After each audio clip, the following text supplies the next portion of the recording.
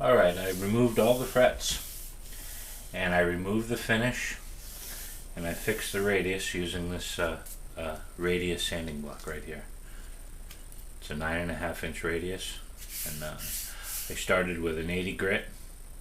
I moved on to 100 and 150, and now I finished up with a 320.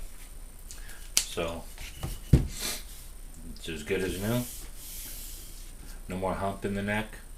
I removed the bit of warpage that was over here in this corner. Anyway, but one of the issues now is I removed so much wood from the neck that the fret wire, the depth of the holes in the fret slots isn't deep enough to accept the new fret wire we're going to be using. So I'm going to have to deepen each one of these slots. So that's the next project, and that I use this fret saw right here. It's got a adjustable depth gauge, and I set it for I think this is 72 thousandths, the fret wire tang right here. So I set the depth of this at 74 thousandths, and then what I'm going to do is each fret slot I'm going to widen just like this.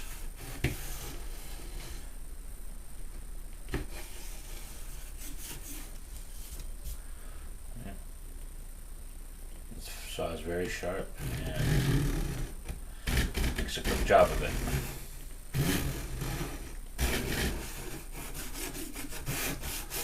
There we go. And I'm just going to do this to each slot, and when I'm done, anyone interested, I'm going to be using a jumbo fret wire. It's StuMax, I think it's 158. It's got 110 thousandths width and 55, I believe, height on the fret wire. So I'm just going to continue till all the frets are done carefully. Now I've got all the fret slots deepen to the proper depth to accept the fret wire, and then I can check the depth with this gauge right here, and you put it in the slots, and I can make sure that I've deepened each one enough for the fret tang, and I've widened the slots a tiny bit because I'm using a jumbo fret wire with a bit of a wider tang. Okay, now one more step to prepping the fretboard before we can refret. The fret tang has it's not a perfect T where it fits into the fret slot. So what I like to do is take a little miniature 3/4 file, a 3 angled miniature file here, and what I'll do is each fret slot I'm going to just put a slight chamfer on both edges with this. This will allow the fret tang to seat properly without having to push on it too hard, so compress it into the wood. So you just go along and do every one of these like so. Then when I'm done that, I'm going to clean out the slots with this tool right here. This is a 20 thousandths little fret saw. You can deepen and clean the fret slots with one of these. I could deepen each one of these by hand without using this saw, but for a lot less money. But it's a lot more tedious, and you'd have to keep checking. You'd have to come in here and saw it,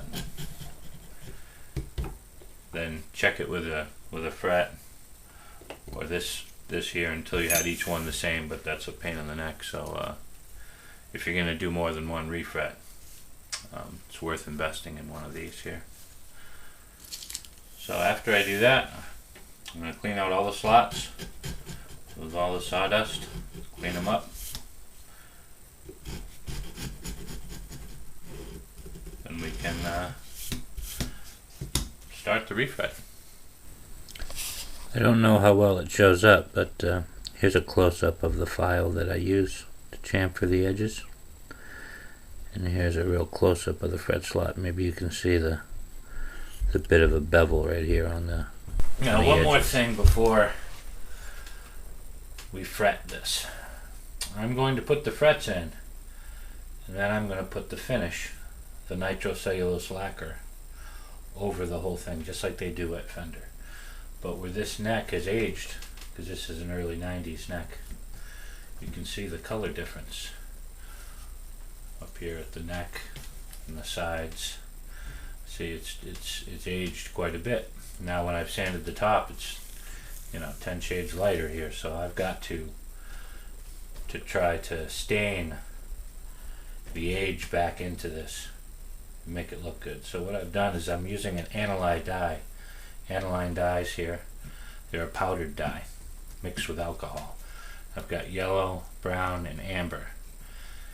And I made a little mixture that I use to match as best I can the vintage aging of the old lacquer. So what I'm going to do is put some on a t-shirt here, very light coat, and I'm just quickly going to go over this.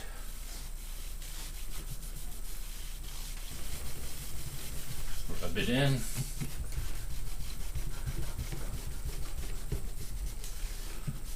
Then out with a dry rag. Okay.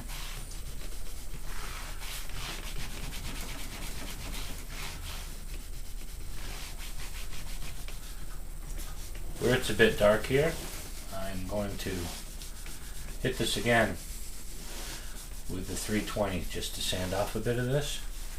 And this is the reason why I do it now rather than after I refret, because it's a pain in the ass if you have to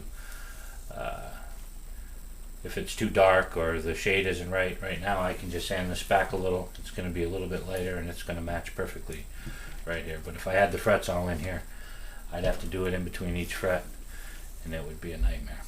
So I'm just going to hit this with a 320.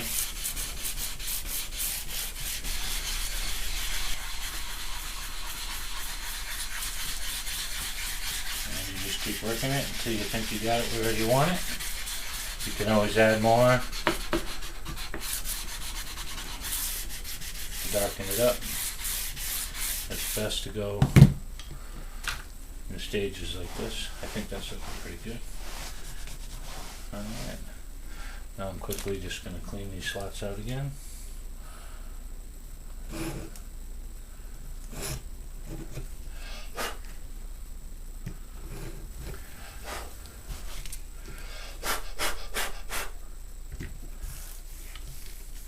Alright. Now let's see what this is going to look like. Got a little acetone right here. Okay. A little naphtha, I mean. You don't want to use that acetone.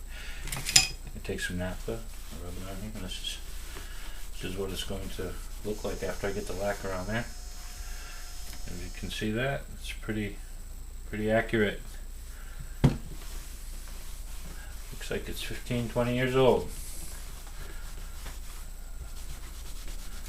There we go.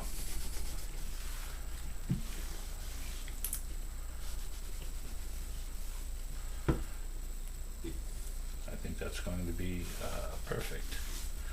There we go. So what I used was start with a little bit of alcohol, just a few grains of amber, a tiny few grains of yellow, and then just a tiny bit of brown, and experiment with it until you get it where you want it, and try it on a blank piece of maple before you try it on your neck.